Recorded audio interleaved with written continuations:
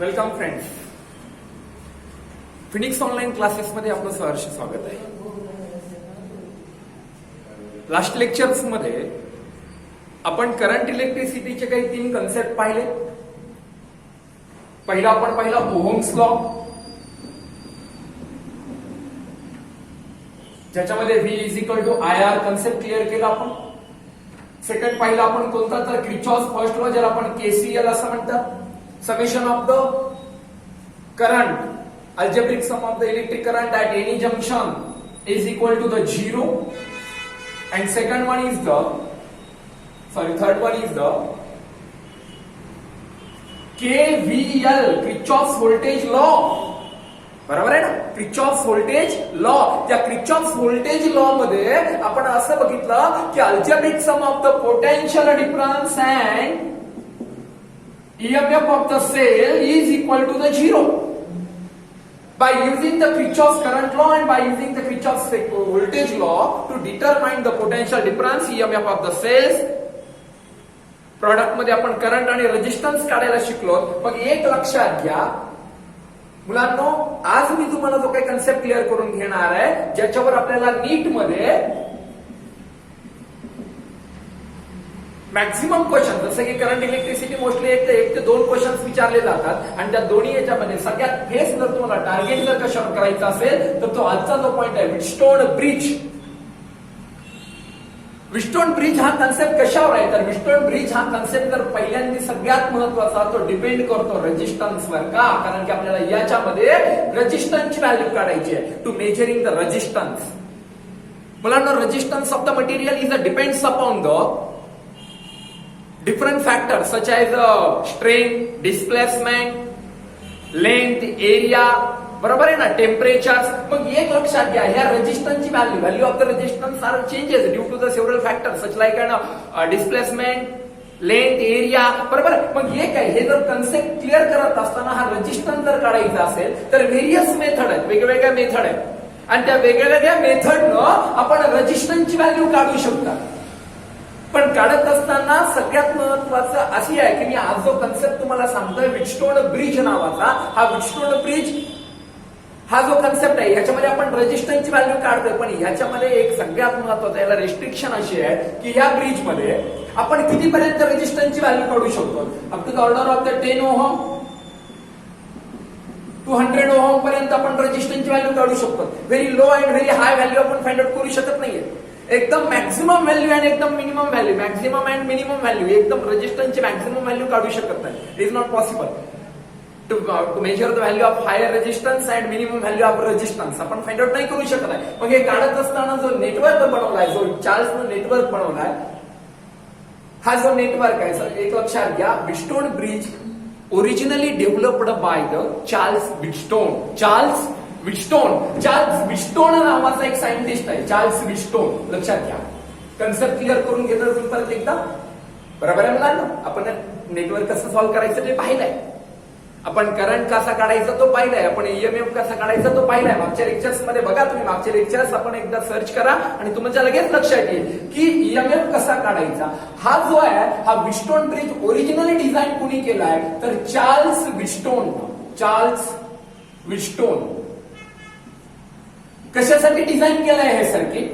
Design करत असताना हे सर्किट का डिझाईन केलं आणि याला व्हीटस्टोन नेटवर्क का म्हणतात? हे combination of the 5 resistance, combination of 5 resistance is described as a network, Wheatstone network, ज्याच्यामध्ये 5 रेजिस्टन्स आहे. मग हे स्पेशली डिझाईन कशासाठी केलंय तर to determine the unknown resistance in the network.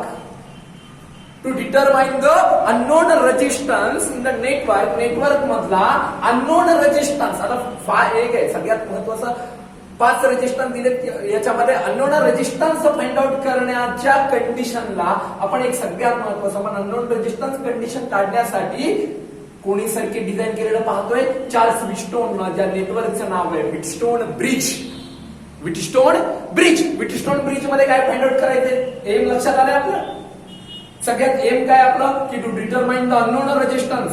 पण कंडिशन्स माहिती आहे ना तुम्हाला की याच्यामध्ये आपण very low value and high value find out करू शकत नाहीये. मग up to the order of किती ओहम पर्यंत? 10 ओहम टू 100 ओहम पर्यंत आपण ह्याची व्हॅल्यू काढू शकतो. रेजिस्टन्स व्हॅल्यू होतो, रेजिस्टन्सची व्हॅल्यू चेंज होऊ शकते. मग हे नेटवर्क सगळ्यात महत्वाचं आहे. या व्हीटस्टोन ब्रिजची सगळ्यात पहिली कंडिशन समजून घ्या. जर तुम्हाला नेटवर्क मध्ये अॅक्युरेसी पाहिजे असेल, या व्हीटस्टोन नेटवर्क मध्ये काय पाहिजे असेल म्हटलं मी तुम्हाला, अॅक्युरेसी जर पाहिजे असेल तर सगळे जे चार जे रेजिस्टन्स घेतात आपण ह्या क्वाड्रिलॅटरल फॉर्म मध्ये, त्या सगळ्यांची व्हॅल्यू इक्वल पाहिजे, म्हणजे सेम पाहिजे. म्हणजे कोण वाढेल? अॅक्युरेसी वाढेल, नेटवर्कची अॅक्युरेसी वाढेल. मग नेटवर्कची अॅक्युरेसी वाढण्यासाठी एक लक्षात घ्या, तुम्हाला same value of resistance use करायचे. पण हे अननोन रेजिस्टन्स काढण्यासाठी जे सर्किट डिझाईन केलंय त्याला आपण व्हीटस्टोन मीटर ब्रिज असं म्हणू. व्हीटस्टोन ब्रिज असं म्हणून लक्षात घ्या. Okay, right. मग नेटवर्क कसं डिझाईन केलंय, आपली एम लक्षात राहू द्या. आपण सिक्वेन्स कशी पाहणार आहे, आपल्याला कंडिशन्स माहित झाली की आपल्याला अननोन रेजिस्टन्स काढायचा आहे मुलांनो. To determine the unknown resistance in the network, second step आपली अशी असणार आहे की जो ब्रिज तयार केलाय त्याचं कन्स्ट्रक्शन काय असणार आहे, construction of the Wheatstone bridge. त्याचं कन्स्ट्रक्शन कसं आहे ही झाली second step. Third one is the balance conditions. या ब्रिज मध्ये एक कंडिशन्स आहे आणि त्या कंडिशन्सला आपण बॅलेन्स कंडिशन असं म्हणतो. Balance condition, what is mean by balance conditions in the network. त्या नेटवर्क मधली बॅलेन्स कंडिशन काय असते ते एक सांगणार आहे आणि त्याच्यानंतर ती बॅलेन्स कंडिशन मी तुम्हाला प्रूफ करून दाखवणार आहे बाय युजिंग दिस नेटवर्क. या नेटवर्कवर ना मी तुम्हाला ती बॅलेन्स कंडिशन प्रूफ करून दाखवणार आहे की सर्किट बॅलेन्स कसं होतं, सर्किट बॅलेन्स कसं होतं. आणि ते बॅलेन्स झालेल्या सर्किट मध्ये तुम्हाला रेजिस्टन्सची व्हॅल्यू कशी फाइंड आउट करायची आहे, ही एक सिक्वेन्स आहे. This is called as the Wheatstone bridge. Okay, start करतोय मी, पॉइंटकडे लक्ष देऊन आवर्जून लक्ष द्या, कारण की कन्सेप्ट क्लिअर करत असताना आपला सिक्वेन्स, आपण समजण्याचा जो सिक्वेन्स पाहिजे तो फार महत्वाचा आहे. आणि तो सिक्वेन्स एकदा लक्षात आला ना मुलांनो, बरोबर पूर्ण पॉइंट लक्षात राहतो. पण ते पॉइंट लक्षात कसे ठेवायचे ती एक सिक्वेन्स आहे. मग आता मी सांगतो तुम्हाला construction of the Wheatstone bridge. It consist of, start करतोय, it consist of the 4 resistance R1, R2, R3, R4 are connected in the quadrilateral A, B, C, D. And EMF of the cell and key are connected in the series combination across the AC. Across AC. Once again repeat करतोय, लक्षात घ्या किती resistance घेतायत आपण, 4. R1, R2, R3, R4 are connected in the quadrilateral form A, B, C and D. ह्या quadrilateral मध्ये जोडलेले आहेत ABCD मध्ये 4 रेजिस्टन्स. त्याच्या अक्रॉस मध्ये वायर एसीच्या अक्रॉस मध्ये EMF आणि की आहे. These EMF of the cell or key are connected in the series combinations across the wire AC. Between the point B and D, galvanometer are connected. Point B आणि D मध्ये कोण connect केलाय, गॅलॅनोमीटर connect केलाय. जो गॅलॅनोमीटर तुम्हाला करंटचं deflection दाखवेल, जो गॅलॅनोमीटर तुम्हाला सर्किट बॅलेन्स झालंय का नाही हे दाखवेल. हे बॅलेन्स कंडिशन कशाला म्हणायचं ते फार महत्वाचं आहे, ते मी पुढे जाऊन सांगतो तुम्हाला. आधी कन्स्ट्रक्शन समजून घ्या, लक्षात घ्या, समजलं असेल तुम्हाला. तर 4 रेजिस्टन्स आहे, गॅलॅनोमीटर एक रेजिस्टन्स आहे जो पॉइंट बी आणि डी मध्ये, पॉइंट बी आणि डी मध्ये एक क्वाड्रिलॅटरल फॉर्म आहे ज्याचं नाव एबीसीडी आहे. ह्या वायर एसीच्या समोर, समज वायर एसीच्या अक्रॉस मध्ये EMF ऑफ द सेल आणि की आहे. बरोबर आहे. जोपर्यंत सर्किट मध्ये की क्लोज करणार नाहीये तोपर्यंत सर्किट एक लक्षात घ्या करंट एंटर करणार नाहीये त्या नेटवर्क मध्ये. बरोबर आहे. पण आता मी सिक्वेन्स सांगितल्यानंतर एक लक्षात घ्या, कन्स्ट्रक्शन सांगितलं मी तुम्हाला की 4 रेजिस्टन्स आहेत मुला, 4 रेजिस्टन्स आहे. मग balance condition in the bridge, what is mean by balanced conditions. Balance conditions कशाला म्हणतात, काय बॅलेन्स कंडिशन्स. पॉइंट लिहित चला, पॉइंट नोट्स काढत चला, स्वतःच्या सेल्फ नोट्स काढा जेणेकरून तुम्हाला पूर्ण कन्सेप्ट क्लिअर करायला होईल, समजायला लागेल. मग बॅलेन्स कंडिशन कशाला म्हणायचं त्याआधी ऐकून घ्या मला. बरोबर आहे. when closing the key K EMF supply the electric current I, this current flowing through the wire point A, या एक पॉइंट पासून फ्लो होणारा जो काही करंट आहे, this current is divided into the 2 branches, first branch AB and second branch AD. R1 च्या through जाणारा current I1 आहे R3 च्या थ्रू जाणारा करंट I2 आहे, पण पुढे आल्यानंतर या ठिकाणावर दोन पॉइंट, ज्या पॉइंटचं नाव आहे B and D. हे दोन्ही पॉइंट हे इक्विपोटेन्शियल आहे. दॅट मीन्स काय, एक लक्षात घ्या, मी काय म्हटलं तुम्हाला की point B and D are आणि इक्विपोटेन्शियल्स आहे. राईट डाऊन घ्या, लिहून घ्या. ओके, बी अँड डी हे कोणत्या पोटेन्शियल्स मध्ये, इक्विपोटेन्शियल्स मध्ये, म्हणजे पॉइंट बी चं पोटेन्शियल पॉइंट डी च्या इक्वल आहे. तुम्हाला माहिती आहे की इथनं एक पॉइंट पासून दोन करंट फ्लो होत आहेत आणि इथं आल्यानंतर या ठिकाणावर सांगितलंय काय की हे दोन्ही पॉइंट इक्विपोटेन्शियल्स मध्ये. इक्विपोटेन्शियल याचा अर्थ असा होतो की या ठिकाणावरनं जो फ्लो होणारा जो करंट आहे त्याची व्हॅल्यू 0 असेल.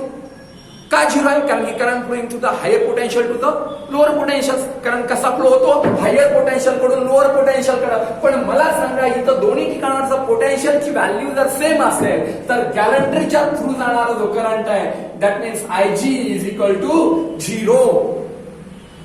गॅलंट्रीच्या थ्रू जाणारा जो करंट आहे त्याची व्हॅल्यू 0 आहे. काय रिझन काय, कारण की B and D are in the equipotentials मध्ये आणि इक्वल पोटेन्शियल मध्ये करंट फ्लो होत नाही. मग करंट फ्लो होत नसेल तर एक लक्षात घ्या, गॅलॅनोमीटरच्या थ्रू जाणारा करंटची व्हॅल्यू 0 आहे. 0 आहे. मग गॅलॅनोमीटरच्या थ्रू जाणारा करंटची व्हॅल्यू 0 आहे. पण देन याचा अर्थ काय होईल, त्याच्यानंतर काय कन्सेप्ट होईल, याचा अर्थ असा होतो की गॅलॅनोमीटर डज नॉट शोज द डिफ्लेक्शन्स. गॅलॅनोमीटर काय दाखवणार नाहीये तुम्हाला, डिफ्लेक्शन दाखवणार नाहीये. आणि गॅलॅनोमीटरनं डिफ्लेक्शन दाखवलं नाही याचा अर्थ त्या ठिकाणावर तुम्हाला कोणता पॉइंट मिळणार आहे, नल पॉइंट मिळणार आहे. आणि ज्यावेळेस नल पॉइंट मिळणार आहे त्यावेळेस हे नेटवर्क बॅलेन्स नव्हतं. आणि बॅलेन्स झालेल्या नेटवर्कचा जो फॉर्म्युला असेल त्याच्यामध्ये जे 4 रेजिस्टन्स आहेत R1 upon R2 is equal to R3 upon R4. This is called as a balance conditions. Balanced conditions, याला आपण बॅलेन्स्ड कंडिशन्स असं म्हणतात. बरोबर आहे. ही सिक्वेन्स लक्षात राहू द्या. बॅलन्स कंडिशन कशी असते, बॅलन्स कंडिशन्स मध्ये अशी कंडिशन सांगितले की ह्या नेटवर्क मध्ये बी आणि डी हे इक्विपोटेन्शियल्स मध्ये VB is equal to VD. Then the current flowing through the galvanometer is equal to the 0 because there is same potentials. Then the galvanometer does not show the deflections. That means 0 deflections. galvanometer deflection दाखवणार नाहीये आणि deflection दाखवलं नाही तर याचा अर्थ त्या ठिकाणावर तुम्हाला नल पॉइंट ऑब्टेन होतं, भेटतोय. आणि नल पॉइंट भेटला याचा अर्थ ते सर्किट पूर्ण बॅलेन्स झालंय. आणि बॅलेन्स झालेल्या कंडिशन्सचा जो फॉर्म्युला आहे तो R1 upon R2 is equal to R3 upon R4 हा फॉर्म्युला आहे. आणि या सिक्वेन्सवर ही कंडिशन जी आहे याला आपण बॅलेन्स कंडिशन असं म्हणतो. या बॅलेन्स कंडिशन मध्ये आपण नेक्स्ट पॉइंट मध्ये मग हे प्रूफ मी करून दाखवणार आहे by using the Kirchhoff's current law and voltage law. Kirchhoff's current law and voltage law, त्या दोन्ही लॉचा वापर करून मी तुम्हाला ही बॅलेन्स कंडिशन प्रूफ करून दाखवणार आहे. आणि प्रूफ करण्यासाठी लक्षात राहू द्या, सिक्वेन्स लक्षात आली आहे तुम्हाला. पहिल्यांदा कन्स्ट्रक्शन, पहिल्यांदा काय शिकायचंय मुलांनो, कन्स्ट्रक्शन. या ब्रिजचं कन्स्ट्रक्शन, त्याच्यानंतर तुम्हाला बॅलेन्स कंडिशन आणि ती बॅलेन्स कंडिशन तुम्हाला काय करायची आहे, परत प्रूफ करायची आहे बाय युजिंग दिस नेटवर्क. या नेटवर्कचा यूज करून आपल्याला ती बॅलेन्स कंडिशन प्रूफ करायची आहे. आणि ती प्रूफ करत असताना लक्षात घ्या मुलांनो, बघा मी काय करतोय.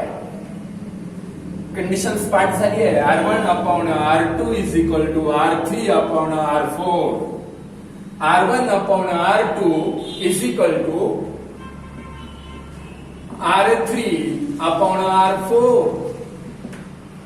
ह्या बॅलेन्स कंडिशन मी तुम्हाला प्रूफ करून दाखवणार आहे. स्टार्ट करतोय. when closing the key close करा. EMF supplied electric current I. This current flowing through the two branches AB and ADC. I1 flowing through the resistance R1 and I2 flowing through the resistance R3. इथून गेल्यानंतर current गॅलॅनोमीटरच्या through जाणारा current आहे तो IG is equal to 0 आहे. That means R2 च्या equal जाणारा current I1 minus IG आहे. वरून IG करंट येतोय आणि इकडनं I2 आहे म्हणून इथल्या करंटला तुम्ही I2 प्लस IG असं म्हणा. पहिले कंडिशन्स लक्षात राहू द्या की गॅलंडरच्या थ्रू जाणाऱ्या करंटची व्हॅल्यू 0 आहे. IG इज इक्वल टू 0 हे पाठ करून ठेवता. लक्षात घ्या. तर स्टार्ट करतो. IG is equal to 0. Total current I is equal to I1 plus I2.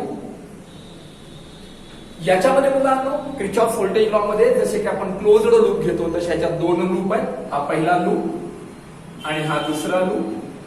First loop A B D A. Second loop B C D B. पहिला लूप कोणता लक्षात ठेवा. A B D A. Apply Kirchhoff's voltage law in the loops A B D A. Start करू आपण. तुम्हाला माहिती आहे की in the direction of current असताना करंट आणि रेजिस्टन्सचे हे दोन्ही प्रॉडक्ट निगेटिव्ह असतात. आपण या पाथ मध्ये म्हणजे आपली ही डायरेक्शन्स आहे. Minus I1 R1 minus I1 R1. पुढे येऊ आपण. परत in the direction of current आहे IG गॅलंडरचा रेजिस्टन्स G मायनस IgG. गॅलंडर सुद्धा घ्यायचं लक्षात घ्या. डी पॉइंटला आलो तिथून आपण अपोजिट डायरेक्शन जातो. करंटच्या अपोजिट आहे म्हणजे या डायरेक्शन्स मध्ये. That means this product are positive. Plus I2 R3 is equal to 0. But Ig is equal to 0. That means this product get cancelled. Minus I1 R1 plus I2 R3 is equal to 0. हे equations equal करून घ्या. आपण याला असे लिहू शकतो. I1 R1 is equal to I2 R3. Equation first. By using the Kirchhoff's laws, voltage law, by using the Kirchhoff's voltage law, पहिल्या law नुसार परत वन सेकंड रिपीट करतोय. गॅलंडरच्या थ्रू जाणाऱ्या करंटची व्हॅल्यू 0 आहे. जो मेन करंट आहे जो नेटवर्क मधनं तो फ्लो होणार आहे A पॉइंट पासून तो आहे I is equal to I1 plus I2. Applying the Kirchhoff's voltage law. First loop घेतला आपण A B D A. या लूप नुसार हे नेटवर्क घेतलं. Minus I1 R1 minus IgG plus I2 R3 is equal to 0. But IG is equal to 0. Ig is equal to 0. This product R get cancels. Minus I1 R1 plus I2 R3 is equal to 0. I1 R1 is equal to I2 R3. Same equations बनवून घ्या second loop मध्ये. आता मला जास्त सांगायची गरज पडली नाही पाहिजे मुलांना. माझं तर मत आहे की तुम्ही घरी सुद्धा याच्यावर वेगवेगळे प्रॉब्लेम सॉल्व्ह करू शकता. जोपर्यंत तुम्हाला क्रिचॉफ्स करंट लॉ आणि व्होल्टेज लॉ चांगला समजणार नाहीये. तो एकदा समजला ना मग नेटमध्ये आणि जेई मध्ये कसलेही कॉम्प्लिकेटेड सर्किट असू द्या. Combination of resistance equivalent resistance म्हणजे जसं की आपण नंबर ऑफ रेजिस्टन्स असणाऱ्या व्हॅल्यू काढू शकतात. त्याच्यावर एक इक्विव्हॅलंट रेजिस्टन्स काढण्यासाठी मग हे सगळे लॉ करत असताना सगळ्यात महत्वाचं ते दोन लॉ पार्ट असणं गरजेचं आहे. ब्रिज समजलाय तुम्हाला ज्याच्यामध्ये कोणती कंडिशन असते मुलांना. Balance condition. बरोबर आहे. ओके. सेकंडली जाऊ आपण. वेळ नका घालू. चला B C D B loop B C D B. Okay. इकडनं जाऊ आपण. परत in the direction of current आहे त्याचा अर्थ मायनस. ब्रॅकेट मध्ये घेऊ आपण I1 मायनस IG. याच्या सोबतचा रेजिस्टन्स कोणता आहे R2 आहे मुलांनो. परत येतो इथं अपोजिट डायरेक्शन ऑफ करंट आहेत आपण म्हणजे या पाथ मध्ये येतोय. I2 प्लस IG आणि R4 इथं प्लस द्यावं लागेल मुलांना आपल्याला. I2 plus IG in bracket of sorry याला आपण ब्रॅकेट देऊ R4. चला परत वर या डायरेक्शन्स मध्ये अपोजिट डायरेक्शन ऑफ करंट आहे. That means this product are positive. Plus IgG is equal to 0. आठवा मी सांगितलेली कंडिशन जिथं IG आहे तिथं 0 आहे. याचा अर्थ इथं 0 असेल ही व्हॅल्यू 0 होईल. बरोबर आहे. ही व्हॅल्यू काय होईल 0 होईल. आपण याला सॉल्व्ह करून घेऊ आधी पहिलं. Minus I1 R2 minus minus plus I2 sorry IG R2 plus I2 R4 plus IG R4 plus IgG is equal to 0. सांगा याच्यामध्ये कोणकोणत्या व्हॅल्यू 0 होणार आहे. ही व्हॅल्यू 0 होणार आहे. ही व्हॅल्यू 0 होणार आहे. ही व्हॅल्यू 0 होणार आहे. याचा अर्थ ह्या दोनच व्हॅल्यू इथे राहणार आहेत. कोणकोणत्या ते मी इथे लिहितो लक्षात घ्या. Minus I1 R2 plus I2R4 is equal to 0. Negative sign पलीकडे घ्या म्हणजे इक्वेशन चेंज होईल. चेंज करून घ्या ह्याला आपण I1R2 plus I2R4 is equal to 0. Equation second. Right. मला सांगा पहिल्या लूप वरनं इक्वेशन फर्स्ट बनवलं आपण. दुसऱ्या लूप वरनं हा झाला फर्स्ट लूप, हा झाला सेकंड लूप. ह्या दोन्ही इक्वेशन वरनं दोन इक्वेशन तयार केले आणि फायनली आपण एका पॉइंटवर येऊ. Divide the equation. ज्यावेळेस इक्वेशनच बनवताय, इक्वेशन बनवत असताना इज इक्वल टू 0 आलं. सॉरी, इथं इक्वेशन स्टार्ट करतोय, परत इथं सांगतो. I1R2 is equal to I2R4. I2R4 equation second आलंय. पहिला आणि दुसरं इक्वेशन आपण डिवाइड करू इक्वेशन्सला मुलांना. Divide the equation first by second. Right hand साइडला राईट हँड साइडने डिवाइड करा, लेफ्ट हँड साइडला लेफ्ट हँड साइडने डिवाइड करा. बघा I1R1 upon I1R2 is equal to I2R3 upon I2R4. I1 get cancel, I2 get cancel. बघा राहिलंय काय, लक्षात घ्या. राहिलंय काय, R1 upon R2 is equal to R3 upon R4. बघा मी इथं लिहितोय, लक्षात घ्या काय म्हटलंय तर R1 upon R2 is equal to R3 upon R4. Hence proved. याचा अर्थ काय की this is called as the balance conditions. याला आपण कोणती कंडिशन्स म्हणू, बॅलेन्स कंडिशन्स. बरोबर आहे. आपण नेक्स्ट लेक्चर मध्ये मुलांनो ह्याच्यावर भरपूर प्रॉब्लेम्स घेणार आहेत.